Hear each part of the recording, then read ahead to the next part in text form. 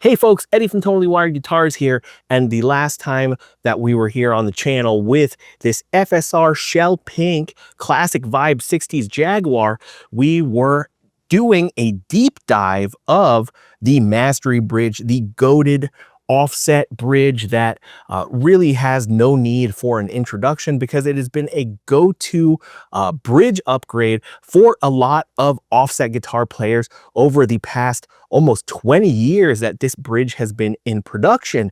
Now, I had promised that the next time we were going to be getting together, that we were going to be taking a look at some cheaper alternatives from our friends over at FOALS. And today, we are going to be taking a look at not only the FOALS F3 bridge.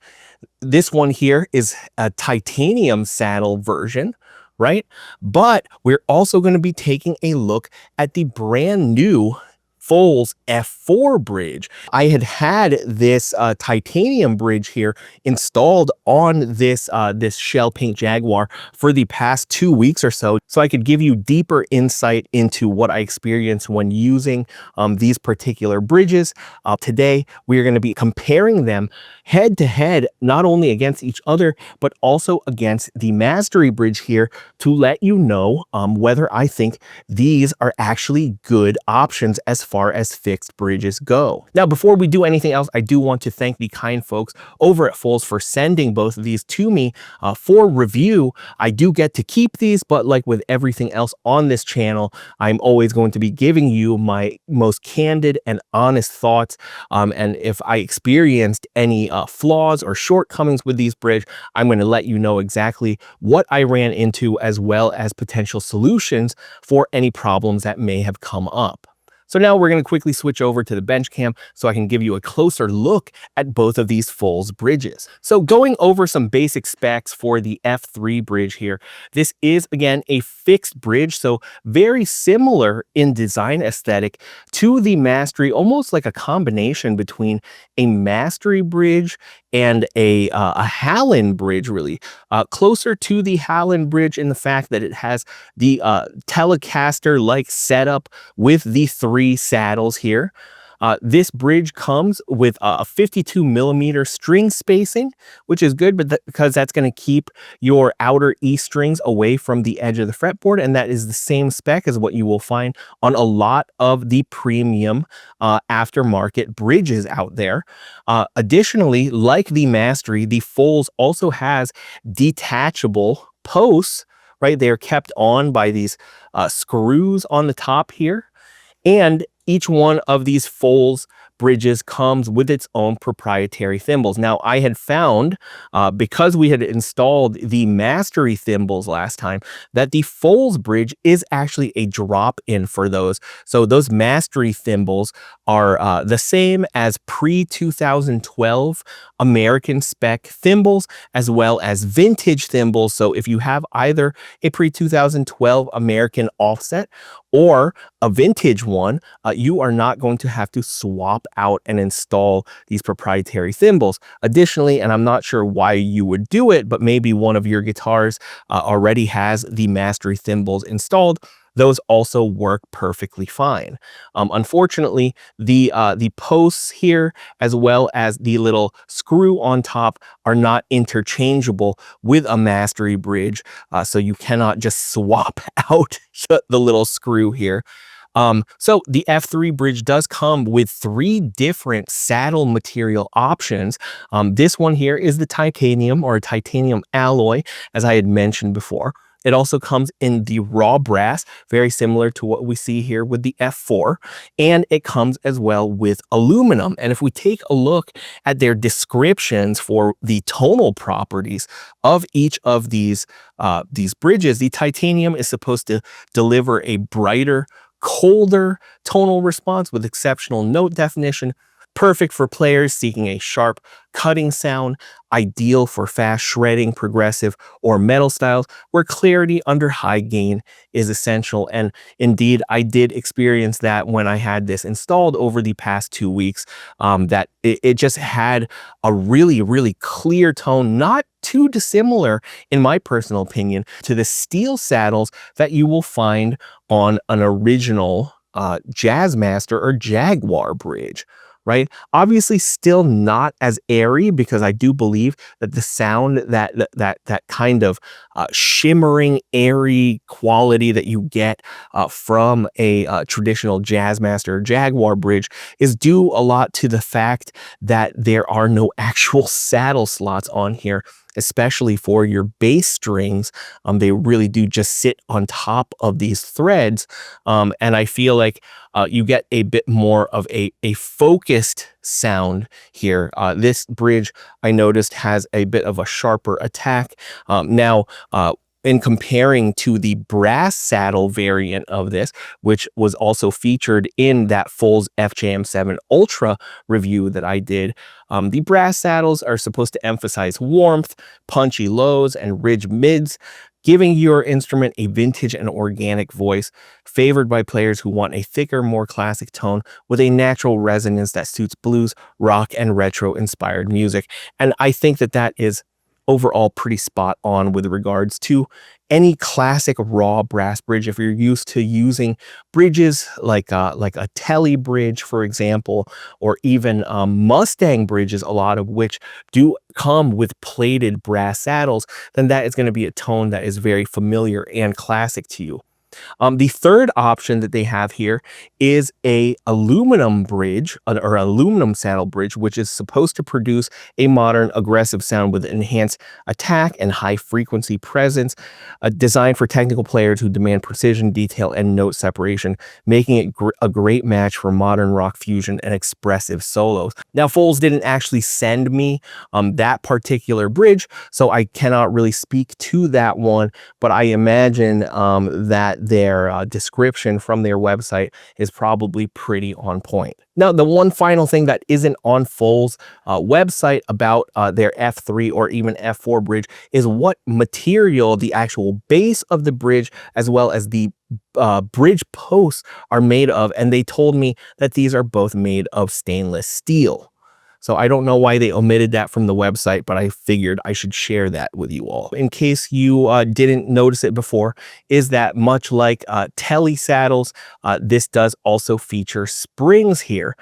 So it is not like the Staytrem that is a springless kind of design, very similar to the Mastery as well as the Halon. Now, moving on to the F4, really, the only difference that I've noticed here with the F4 is the fact that it does say 304. I can't zoom in and focus well enough here, but on the little rivets here that keep the bridge posts in place, these are stamped with 304, so I'm imagining that is the steel designation for the material used for this bridge, 304 stainless steel. And the rest of the construction, if you can see side by side, is very, very similar, right? The overall shapes and thickness and dimensions of these saddles are basically the same. The only difference really is, again, the materials between these two, the saddles on these two bridges, and the fact that this one has compensated saddles. So I am going to be curious to hear whether or not I actually notice the intonation being even more accurate than the F3 bridge, because again, at least with the 9 to 46 gauge strings that I was using on this particular Jaguar, I wasn't having any intonation issues with the F3 at all, nor was I having intonation issues on the FOALS FJM7 Ultra, on which I have the brass saddle F3 bridge installed. Now, one final thing that I did want to mention to you all is in my experience with both of these bridges so far, I did notice that the tolerances for the screws used here are not as crappy as you will experience, for example, on a stock Squire Mustang bridge, or a Vintera Jazzmaster or Jaguar bridge, but these aren't the greatest tolerances, and so I feel like both of these bridges, while I haven't Loctited them myself, nor did they actually sync or anything during my trials with these, I do feel like they could benefit from having some Loctite 222 applied to both the height adjustment screws for the bridge posts, as well as the individual saddle height screws. The tolerances are just not tight enough that I do feel like over time they are eventually going to sink. But thankfully, in my demo over the past 2 weeks with the titanium one, and from the past couple days in using the FOALS F4, that neither of them actually sank, but just some food for thought and a heads up in case you end up buying one of these bridges. And on that note, I did want to also stress that I didn't get any kind of rattles or buzzing. It seems like both of these bridges in use, and also just as far as visual inspections go, are machined to a very high degree. Now, I won't say that they are as nicely crafted as, say, a Mastery bridge, but they are up there, right? I have really no complaints whatsoever about the quality of either one of these bridges. They came very, very nicely finished. I didn't have any kind of marks or scratches or anything on them. I do notice a slight difference between the two with regards to the FOALS F4, in which it looks to have more of a kind of brushed quality to the steel here.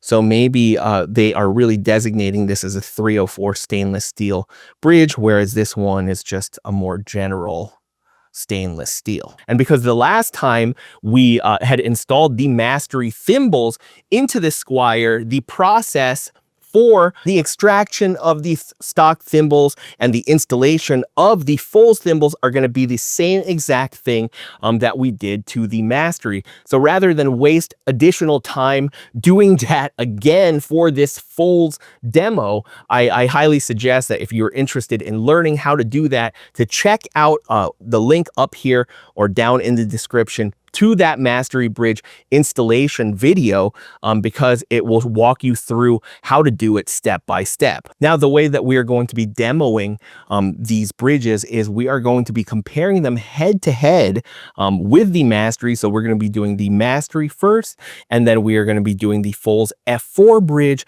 and then we're going to be doing the FOALS F3 bridge with the titanium saddles. And the reason we're doing it in that order is because the Mastery does also have brass saddles. These are plated brass saddles, as I had mentioned in my deep dive review of the Mastery bridge from last time. So I feel like those two are going to be the most similar in tone, but I wanted to see if you all could notice any difference between this plated brass that Mastery uses, obviously machined to an even higher degree of quality, versus the raw brass that FOALS is using on their F4 bridge. We're going to be playing the same riffs, leaving the amp at pretty much the same settings, right at about 5.5 or so on the Princeton reverb reissue. And then in the end, I'm going to share with you my overall thoughts on how I think each bridge sounded, what the differences were, and whether I think the FOALS is actually a viable and good option as far as fixed aftermarket bridges go. So without further ado, let's go ahead and get into it.